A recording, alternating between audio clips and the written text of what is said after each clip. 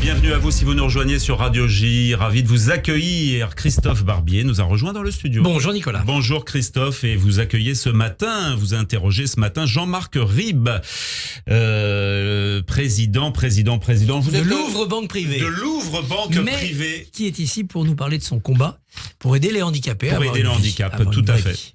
Pardon, monsieur Jean-Marc Ribes. Et tout de suite, j'ai dit qu'elle sortait de sa cabane, de sa souka. Oui, c'est vrai, en plus. On est en plein dans les préparatifs. C'est l'horreur de faire une souka. Je sais pas pourquoi je regarde Christophe Barbier. Regardez-moi quand même.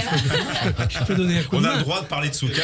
Regardez Christophe. C'est très compliqué. Il y a des règles très précises pour faire le toit. Si mon mari m'écoute, là, on est en galère pour faire le toit. C'est compliqué. Mais bon. Bah oui, il y a des bruits de marteau partout à Jérusalem et Tel Aviv. Je fais bien le marteau. Oui, c'était pas mal. Mais du coup, non, je suis pas venue pour vous parler de la souka. Je vais commencer ma chronique en chantant, évidemment. Voilà. Vous connaissez pas tout le monde connaît la chanson à peu près. Oui. Il y a Greg, le réalisateur, qui me fait oui. Connu. En plus, j'ai mis le casque ce matin pour l'entendre chanter, donc on y va tous ensemble. Monsieur Ribes avec nous. Oui, le billet Shabbat. Et je viens de m'entendre et je chante très très faux. Je mettrai plus jamais ce casque. Allez, on commence. Vous avez vu Marion Maréchal Le Pen en vacances en Italie, Lampedusa, une île magnifique. Ah, s'il n'y avait pas eu des photos dans les médias, j'aurais pas su où partir l'année prochaine. Je connaissais pas, mais c'est splendide, vraiment. Alors c'est clair qu'elle est partie en vacances, hein, mais le communiqué officiel de Reconquête est: Marion Maréchal se rend à Lampedusa se rendre compte de la situation et adresser un message de soutien à l'Italie.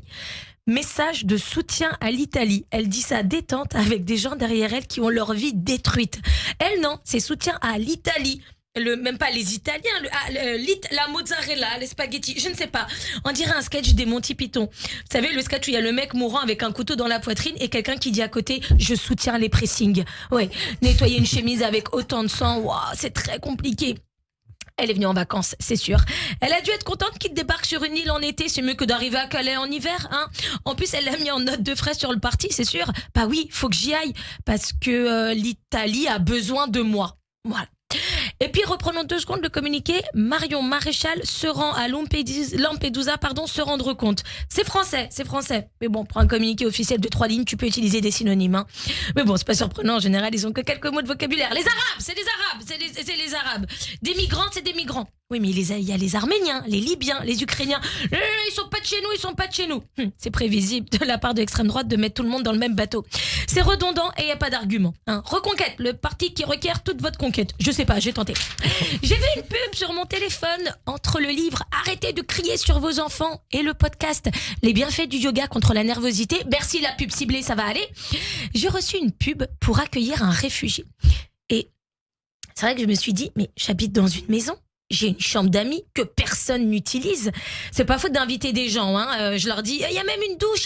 T'as une suite parentale rien que pour toi. Mais les gens me disent, mais Myriam, t'habites à 1 heure de Paris. Je vais prendre une chambre d'hôtel, hein, vraiment, t'embête pas. Alors je sais que le téléphone nous écoute, donc il entend que je crie sur mes enfants, que tout le monde me dit de faire du yoga et que personne ne veut venir chez moi. Et il a trouvé la solution. Un réfugié est prêt à braver le RERD. Wouhou! Donc ça m'a chauffé. J'ai été sur le site parrainage.réfugié.info. Et sérieusement, je me suis dit, mais si je vais au bout de la démarche, si on va vraiment accueillir quelqu'un, tu sais, c'est sûr, à un moment, je vais lui demander de faire la vaisselle. Tu sais, si la personne vit ici, il faut qu'elle contribue aux tâches ménagères. Après, si j'arrive un peu tard du travail, si elle peut aller chercher les enfants à l'école, c'est bien aussi. Et en 2 secondes, j'ai eu l'image d'un article dans Le Parisien. Une famille en Île-de-France utilise les réfugiés comme esclaves. Non, mais c'est elle veut, elle a dit, qu'est-ce que je peux faire ? J'ai dit, la poussière. Après, comme elle a du temps libre, puisque toute sa famille est morte, j'ai dit, étends le linge, s'il te plaît. Mais elle est pas obligée. Après, franchement, elle est nourrie, logée, blanchie. Elle peut garder les enfants quand je sors avec mon mari. C'est pas choquant. Et puis, pardon, mais la personne ne sait ni lire ni écrire le français. La petite est en CP. Quoi de mieux que de faire les devoirs de la petite? Et comme ça, elles apprennent ensemble à lire. De rien. Moi, je veux pas accueillir un réfugié pour qu'il devienne mon homme de ménage, mais je me connais. J'aime pas voir les gens rien faire, hein. Mon mari, quand il est assis devant la télé plus de 5 minutes, il m'énerve. Je lui dis, vas-y, bouge, il y a plein de trucs à faire. Vas-y, va changer l'ampoule. Descends-moi les chaises dans la cave, ça fait 1 semaine que je te demande. Il y a plus de Nutella. Vas-y, lève-toi. C'est sûr, réfugié ou pas, s'il est assis à rien faire, il va m'énerver. Je vais lui dire, vas-y, va dans la cuisine. T'as fait 3000 km à la nage, t'arrives pas à faire 2 mètres pour aller faire la plonge. Et puis, quand tu fais rien, tu rumines. Tu sais, tu repenses aux choses affreuses qui te sont arrivées. Allez, faut s'occuper. Et je n'ai pas le temps de vous parler d'empathie. Je ferai ça la semaine prochaine. Je terminerai pour dire à mon mari qui m'écoute, chérie, arrête de te prendre la tête avec le toit de la souka. Surtout, n'oublie pas la gourde pour le sport de Evie aujourd'hui. Et allez, bougez-vous, vous allez être en retard à l'école. Shabbat shalom, Shana Tova tout le monde. Chag Sameach. Christophe Barbier, le barbier du matin. Merci Myriam. Après un billet d'humour noir, c'est rare chez Myriam. J'aime bien parce que vous le remarquez à chaque fois que je fais de l'humour noir.